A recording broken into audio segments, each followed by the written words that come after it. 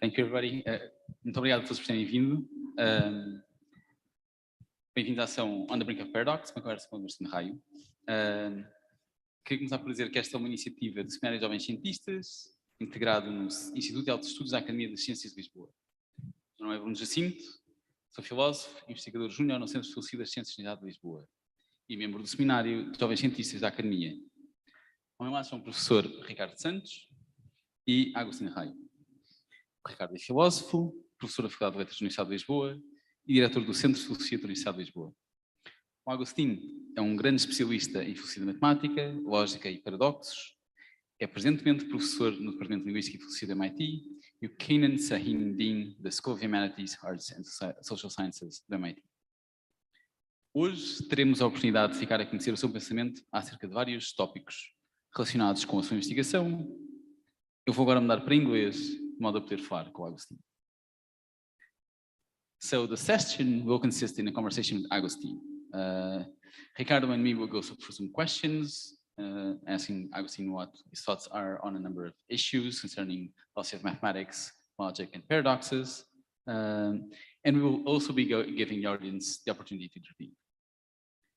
But before starting with the conversation proper, we thought it would be nice to introduce you to Agustín's work and interests, philosophical interests, in a different way by presenting a video of his for one famous course that he has been running for some years at MIT.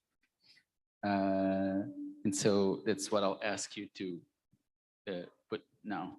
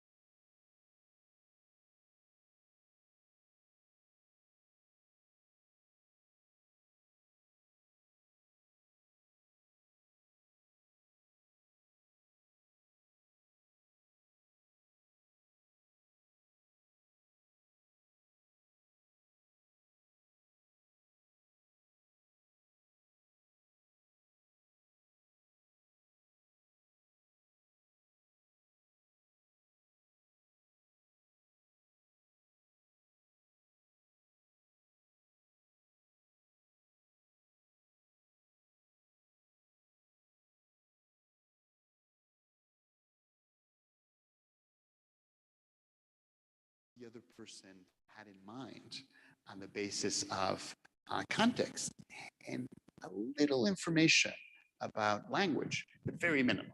So here's an analogy. So suppose that Bruno wants to know where the party is, and I know this, and I know where the party is, and I want to tell him. And we're in a very particular context. So in front of us, there are two houses. There's a blue house and a red house, and we know that the party is in one of those houses. So in that special context, I have very good tools to convey to Bruno where the party is at, even if we don't have a language in common. So maybe I can, take my blue shirt and, point to it. And as long as Bruno has common sense, as long as he's like a member of my species, as long as he is sensitive to what's going on around us, I will succeed in communicating.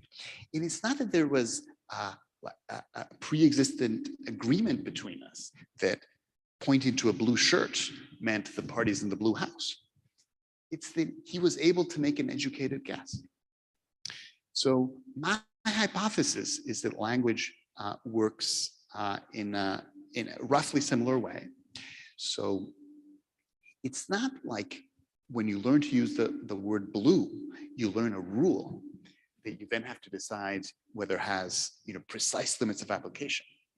Instead, what happens when you learn a word like blue is that you associate with the word a grab bag of mental representations. So maybe a particular memory of a blue sweater, a particular shade of blue. And that's a rough analog as showing Bruno my blue shirt. There are things that come to mind when someone uses the word blue. And then you combine your knowledge of those representations together with sensitivity to context and common sense to figure out what the other person is trying to say. So that's a hypothesis, but it has some mild quasi-empirical support, which is that I did the following. I created a game on a computer where you have a number of creatures, hundreds of them, and they're in competition. So some of them will survive and some of them will die.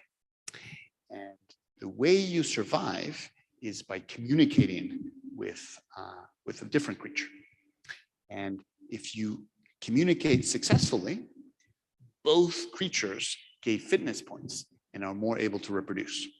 And if you communicate unsuccessfully, both creatures get punished.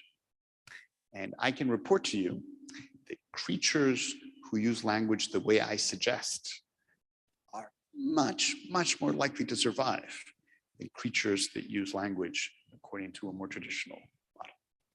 So that's not quite empirical support, but it's some quasi-empirical support. Ian, may I say it goes against the long tradition according to which linguistic communication would require a shared language, so people would have the same meanings, have learned the same meanings. Yes, well, it requires a shared something.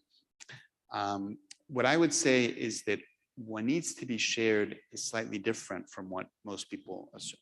So I think that one thing that definitely needs to be shared is a shared common sense. So I think that if I was trying to communicate with an elephant or a Martian, then I think it would be harder, because I think that what would seem natural to me may not seem natural to them. So maybe if I show my shirt to the Martian would conclude, the red house. So we need to rely on that. A second thing that I think we need to rely on is just an understanding of grammar. So you need to know the syntactic structure of the sentence being uttered, because without that, it'll be hard to know how to use the various mental representations that are associated with words. So you need to know that. And then there's something that explains why when the gentleman over there was explaining in Portuguese how to use this microphone, I didn't understand. But when he explained it in English, I did understand. And that's that you need to have some information about the lexical items that make up the language. The claim is that that last component is fairly minimal. So for example, to understand his explanation in Portuguese, I wouldn't have had to know like a special rule for exactly when to apply the Portuguese word for microphone and when not to apply it. Nothing like that was necessary.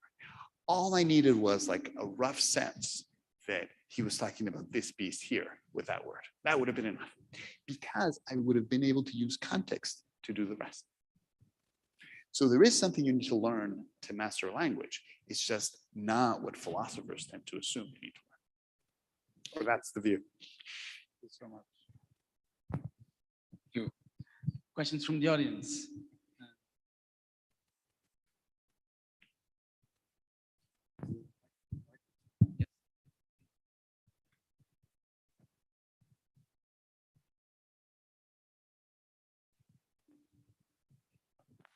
Hi, so thanks a lot. Can I ask you about maybe the relation between the two questions just now? In your answer to Bruno, you talked about sort of unstructured facts and then carvings kind of generating sort of surplus structure. Right? And when I heard that, I kind of think like, oh, these carvings, they're meanings, right? So I go like there's sort of this unstructured fact in the world, and then we carve it up, but that's us doing the carvings, and all those carvings can be identified with different meanings or different ways of talking about the same fact. But then in the second answer, meanings went out of the window. So I couldn't, so there were just sort of, there's sort of offloading to context, and context doing a lot of the work. And we're kind of trying to get away from meanings. But then, then I'm slightly puzzled to what are these carvings? What generates these carvings, or how are you thinking of these carvings? Are they, can we still talk of mental representations sort of identified with carvings, and then we can kind of call them meanings, or is that the wrong way to think about it? Thanks. This is really an excellent question. Are you a philosopher? That truly, that is an extraordinary question. So the honest answer is that I think of those two things somewhat separately, and that the connection between them is less developed than I'd like.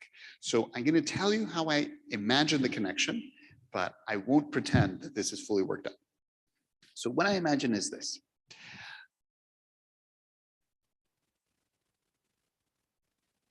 You can, if you want, think of a meaning as corresponding to a fact, or more generally, a way for the world to be. It's more general because there are some ways for the world to be that the world is not. So for example, Bruno's having a mustache is a way for the world to be, but it's not a way for the world.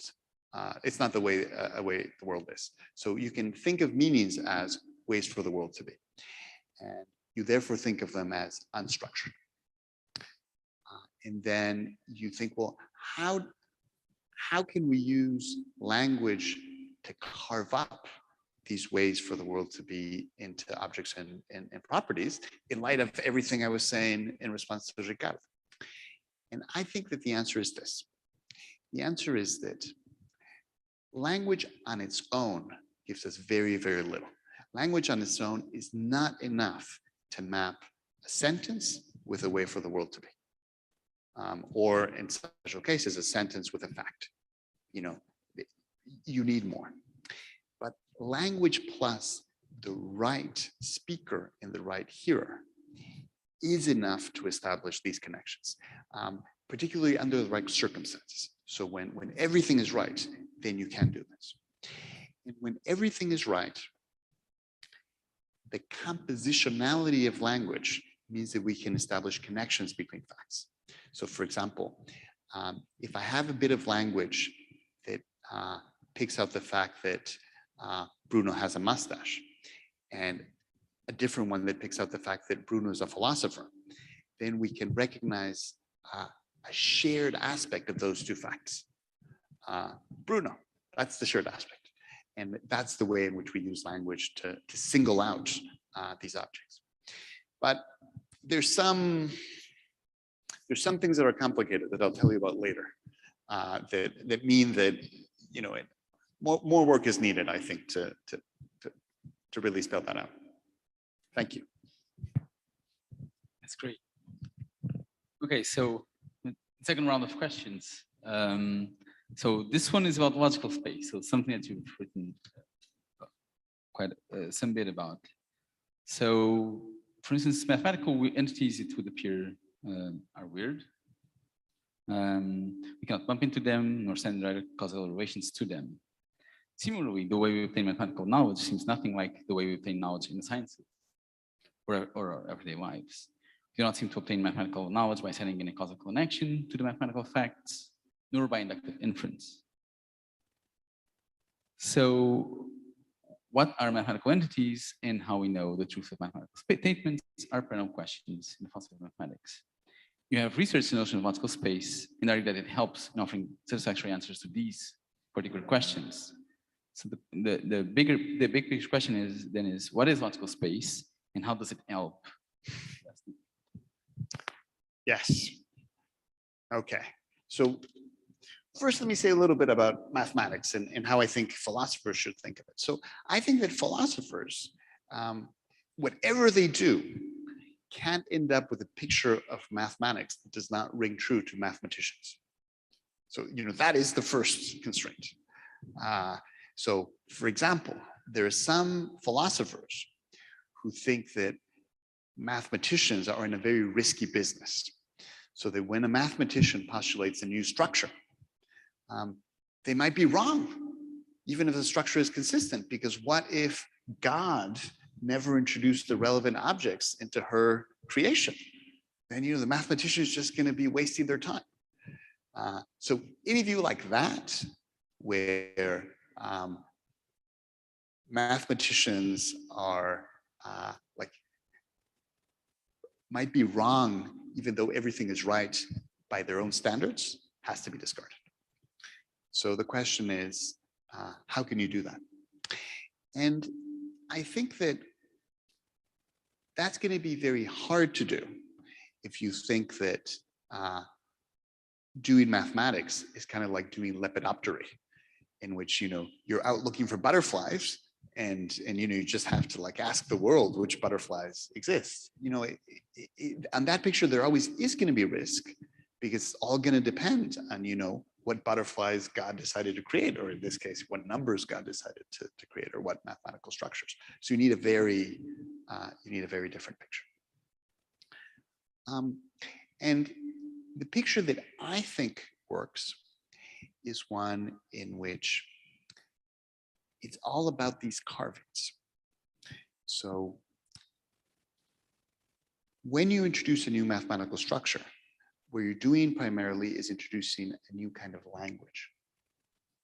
And what that language does is make salient a new way of carving up the world into objects and properties. And in the case of pure mathematics, it's not even carving up very interesting parts of the world. It's just carving up the trivial fact and the impossible fact. And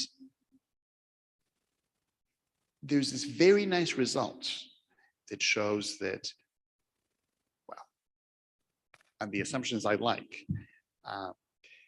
the cases in which the carving is going to succeed are exactly the cases in which the axioms governing your language are consistent.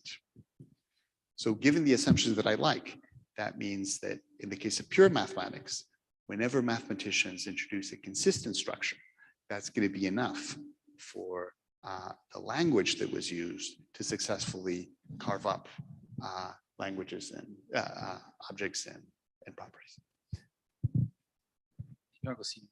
That's helpful. Let me, I like very much this idea of trying to preserve the truth in what the mathematicians are doing. So I can say, I wonder whether I myself don't have views that might be opposed to that, but that would be a different topic.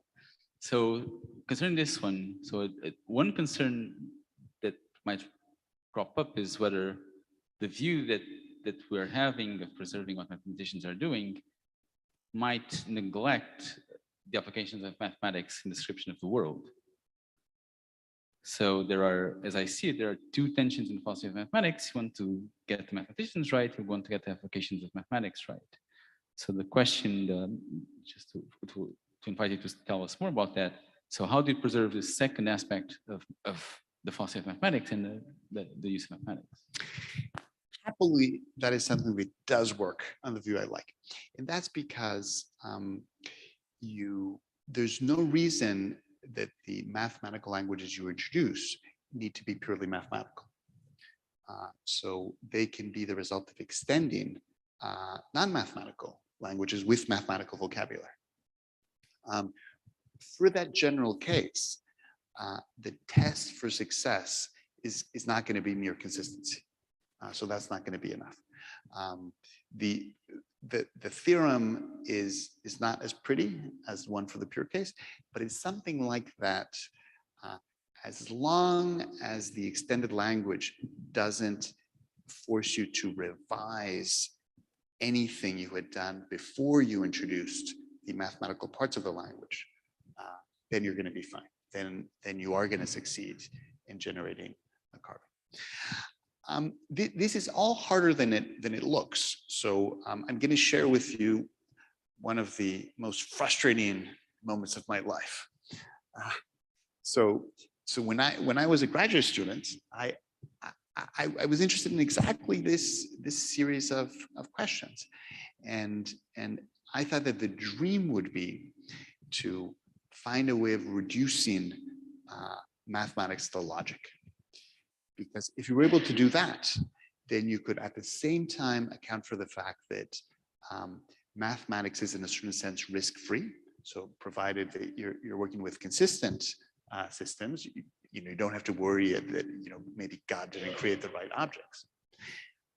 But at the same time, as in the case of logic, you can also talk about the world in non-problematic ways. You can use logical vocabulary to describe the cardinality of a set, for example, and there's no mystery about how that happens. So I thought that the key to solving the problem was reducing mathematics to logic. And in my effort to find a way to do it, I realized that it can't be done. So there's a theorem that shows that it's basically Gödel's theorem. It basically shows that the complexity of even arithmetical truth is too great to allow for a reduction. So a lot of the rest of my philosophical career has been an effort to find a second best system. And what I described is a way of trying to achieve something like the reduction of mathematics to logic that I wanted, in spite of that limitative result. Probably have the opportunity to talk more about that. Ricardo. Yeah, thank you. So my next question, I'll go back to vagueness and ask you a question that connects vagueness with logic. So vagueness and the fact that the language we speak is a vague language gives rise to some very difficult puzzles.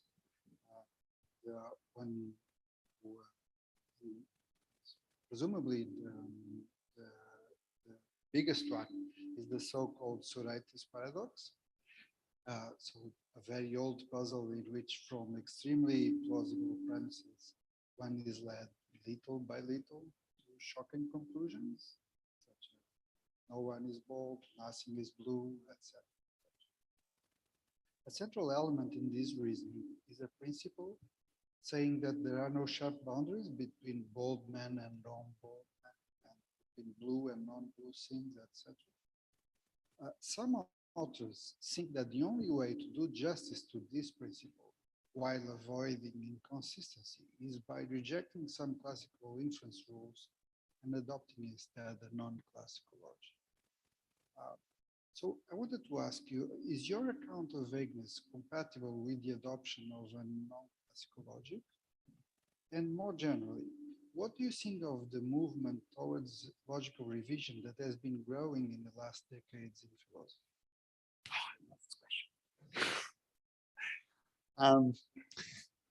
Some of my best friends are dialethists. I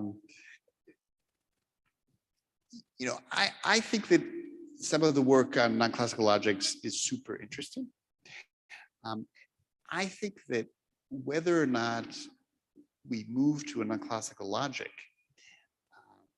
is an issue that should be thought of holistically. So I think the game is not about, who gives the best account of some paradox. It's about who gives the best overall picture of the world. Because when you revise your logic, everything changes. A very extreme example of this is if you move to paraconsistent logic, which is one of the logics people are interested in, things you thought you could prove in mathematics are no longer provable. So it means that what the mathematical axioms do, their significance changes. So I think that you can't just say, well, I'm going to adopt this logic because it helps solve a paradox. You then also have to, reconstruct mathematics. So I think it's early to move to a non-classical logic because I think we don't really have a holistic picture of the world that's fully couched in a non-classical way.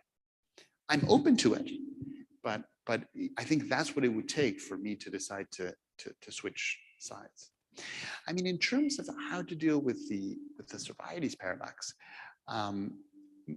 my account is compatible with classical logic or non-classical logic because it's not the logic that does the work. What does the work is exactly the thing that I skipped when I answered your question. So here's a way of thinking of it. So suppose that I say to Bruno, bring me the red books from the next room. If the next room contains 3 books that are clearly red and 3 books that are clearly blue and nothing else, then Bruno is going to be able to do it. In fact, he would have been able to do it even if I hadn't said anything. I had instead pointed to the red part of the Portuguese flag and given him the right cues. But now suppose that the room next door contains a gradation of books. They start from clearly red and very slowly they transition to orange and finally to yellow. And I say, bring me the red books, or point to the flag. In neither of those cases is Bruno gonna know what to do. And the problem is not that somehow he doesn't understand English well enough. He understands English as well as you can possibly understand it. The problem, I think, is that English is not set up for that kind of context. The problem is not with the language. The problem is with the context in which we were hoping to use language. Language is set up for cases in which we have a clear gap between the cases to which we want a word to apply and the cases we want a word not to apply. So the way to avoid the paradox, I think, is by definition. And what I mean by that is that if you have a case in which the paradox might arise, then that is thereby a case in which language is not happily applied. So the thing to do with those cases is not to, tie oneself into knots trying to solve the paradox. The thing to do in that context is to realize that it's not a case in which language is properly used. And of course, in order to even take that view, you have to move away from the more traditional way of thinking about meanings, where every sentence just has a fixed meaning. Then you can ask the question, what is it? and instead move to a case in which we build meanings as we move along, where we just use our sensitivity to context and common sense to build meanings. Because then these cases are cases in which our joint effort to build the meaning fails. It's a case in which Bruno walks into the room, and by looking at the books, he makes an effort to determine what I had in mind, and he fails in his effort. And there's nothing paradoxical about failing to ascertain what I wanted on the basis of what I said. You know, it's just what I said was ill-suited to the situation at hand. So, so I'm definitely going against orthodoxy here, but I think that the key to the Psoriatis paradox is not logic. I think it's changing the way we think about language. Thank you. Let me just press you a bit on logical revision. So in your answer, you were assuming that when one adopts a language, logic, one has to find a logic that is suitable for every purpose. And why, I wonder, why is that the case? Why couldn't we have different logics to deal with different subjects? I'm so pleased you asked me that question. So I was told that I had to speak in generalities and we weren't going to be able to get into the details, but this means that we're going to have to get into what I think is the most interesting issue in this neighborhood. The reason is that in choosing a logic, one chooses the limits of absurdity. In choosing a logic, you decide where you're going to draw the line between things that are maybe true, maybe false, and things that are not even false. They're worse than false. They're just absurd.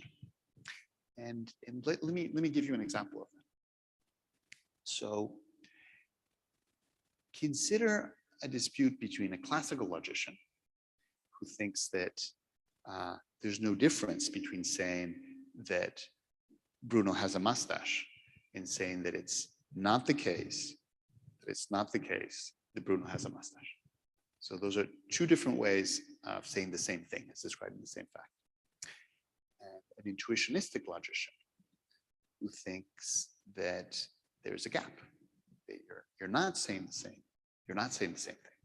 So an intuitionist might say, well, I grant you that it's not the case that Bruno has a mustache, but does Bruno have a mustache?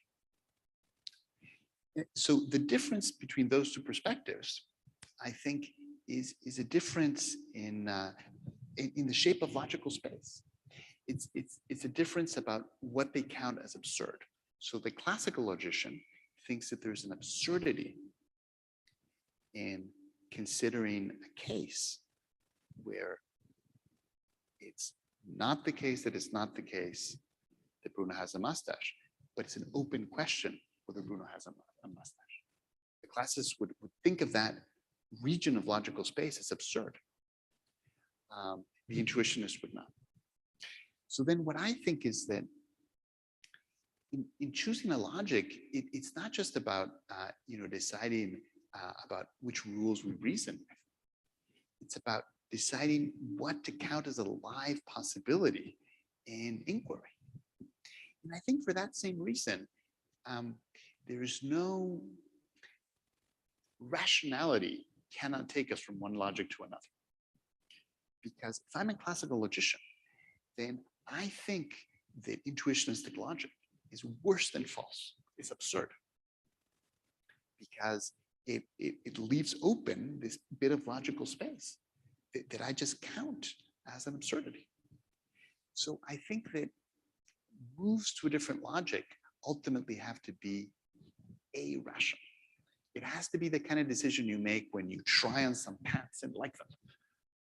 It's not the kind of thing that is an appropriate conclusion of an argument. Now, one thing that's compatible with that is to, use different pants for different purposes. So, maybe sometimes you put the limits of absurdity in one place, and sometimes you put it in a different place. But I don't think that the result can be a coherent whole. I think that's more like having a community of scientists who use very different methodologies to describe the world, and in such the different pictures can't really be combined into a uniform whole. But I get the feeling that you think of it differently, so we need to talk more. Thank you so much. Question from the audience. Maria.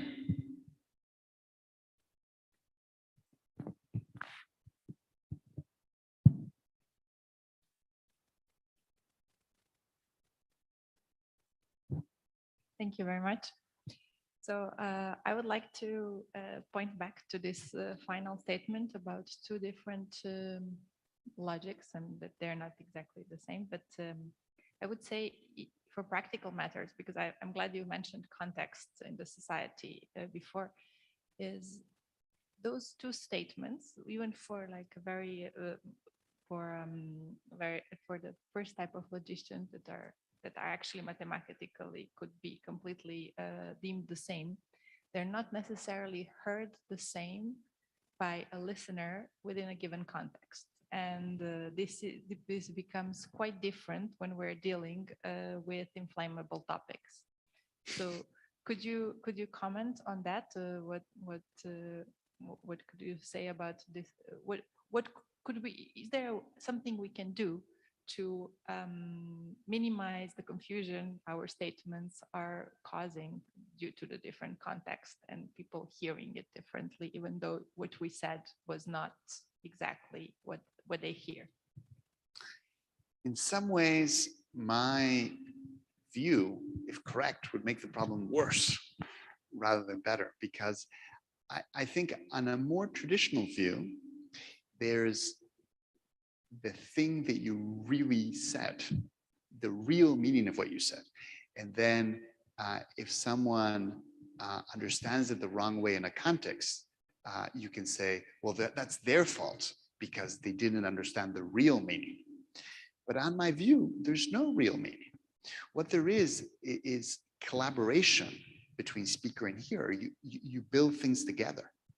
And then what happens when you're in a context which is very polarized, for example, is that you don't really have the right kind of cooperation between speaker and hearer.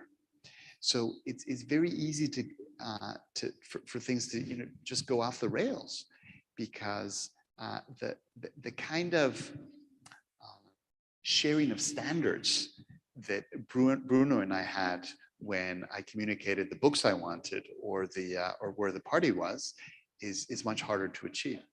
I mean, there's a different case, which is different, but which is in some ways analogous, and that's reading a book that was written a very long time ago. So sometimes it's hard to understand even if you know the words, because just the context is so incredibly different that it's hard to put yourself in the position of the person who was writing it. So maybe you sort of understand, but it doesn't totally make sense. And I think that something similar happens when things get very polarized. That it's very hard to put yourself in the position of the other person, and then that explains why communication is hard. So no solutions, though maybe an understanding of why it happens. Okay, I'll ask another question. We'll have the opportunity for an extra round, and this one is quite related. So let me try to extract some more of you on this topic. So just as one may speak of how many people there are, how many natural numbers there are, one may also speak of how many distinctions in logical space there are. You have argued that it is senseless to speak of absolutely all distinctions. Generality relative. For any class of distinctions, it is possible to find some distinction which is not a member of that class. That means that logical space itself is an open-ended concept. It also appears to make logical space relative matter. It only makes sense to speak of logical space of an agent, since different agents may be presupposing different distinctions. Is this correct? Is this the view you're advocating? Just to be certain. And if it is, does this relativity bring a relativity about scientific and everyday inquiry? There sometimes being no fact of the matter about who is right. No, that's right. That's right. So, I mean, this is related to the previous question as well, actually. So, I think of a concept or a distinction between, say, something's being green and not being green, or something's being a dog and not being a dog, as ultimately a tool. So it's not that, you know, when God made the world, she decided what the right distinctions were. No, you know, God just decided how the world would be. And we have to come up with the tools to describe and understand the way the world is. And because we build the tools, which tools we use is up to us. It's not mandated. So I think that Bruno is right. I think that, you know, the way it works is we use the world around us to build those tools in accordance with our own goals. And that means that different agents who face very different contexts or have very different goals might develop different tools. And, you know, when you put it like that, it sounds kind of mysterious, but I think it's not very different from just having two different people develop very different languages. Languages that can't neatly be translated into each other. And of course, you can find that kind of thing where the contexts are very different, or also maybe when the psychologies are very different. So, you know, maybe if we found a Martian with a very different psychology to ours, their language would be very different just because of, you know, what seems natural or what seems hard to an alien is very different from what seems hard to us. So going back to Ricardo's point, so you might say, well, what does that mean? I mean, could you then have a situation where you have different agents with languages so different that they embody different logics? And I think what I would say is, yes. You know, if the tools people develop are distinct enough that that they lead to different logics, then what you're going to have is you're going to have scientific communities that are so different that they can't even agree about the limits of absurdity. So it's not just that they disagree about what's the case, it's that they don't even agree about what the options are. And I think that, you know, a case like that would make communication very difficult. But I think that that's where we are. I think the alternative would be to imagine that, you know, there's the language of God, which is the right language. And I just don't think that's realistic. I think that, you know, we have no reason whatsoever to think that there's such a thing. So that, you know, if we're to be realistic, we have to think of language as a social construct, as a tool in this way. Thank you. I'll pass to Ricardo. Question. Or question in the audience. Mikal.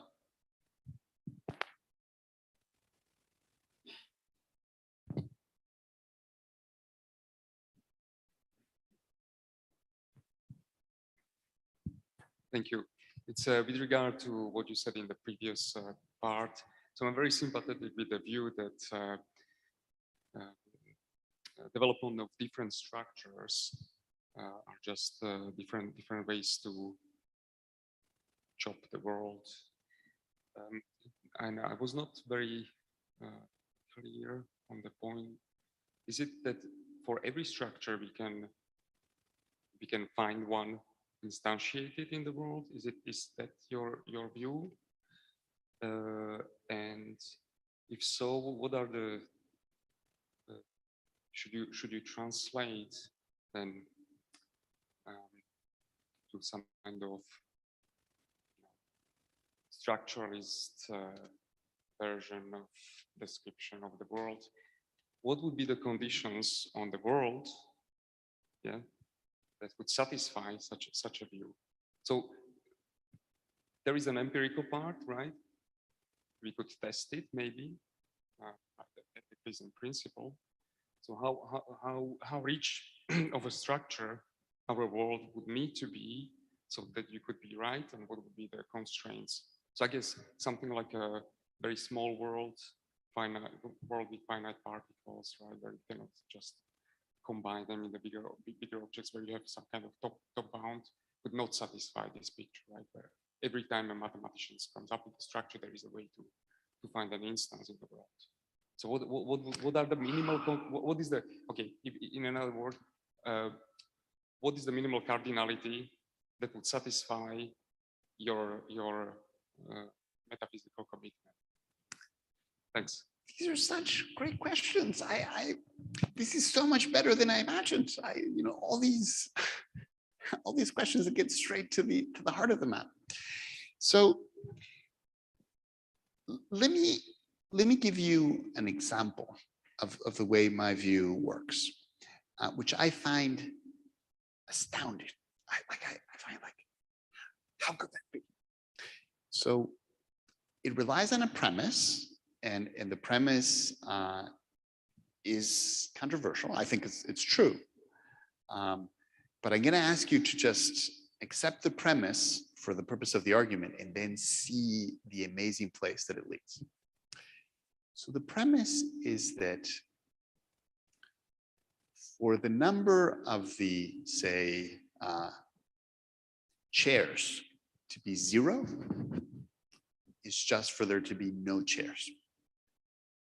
So in other words, there's no difference between the fact, if it's a fact, that the number of the chairs is 0 and the fact that there are no chairs. So it's two different ways of describing the same thing. Okay, so now let's prove that numbers exist. So you say, well, suppose not. Suppose there are no numbers. Then by our assumption, the number of the numbers is 0. So 0 exists, so there are numbers. So let me tell you one thing that's remarkable about that proof. That it showed not just that numbers exist, but they exist on pain of absurdity. So we reduced to an absurdity the assumption that they don't exist. So that's the kind of picture I have in mind, where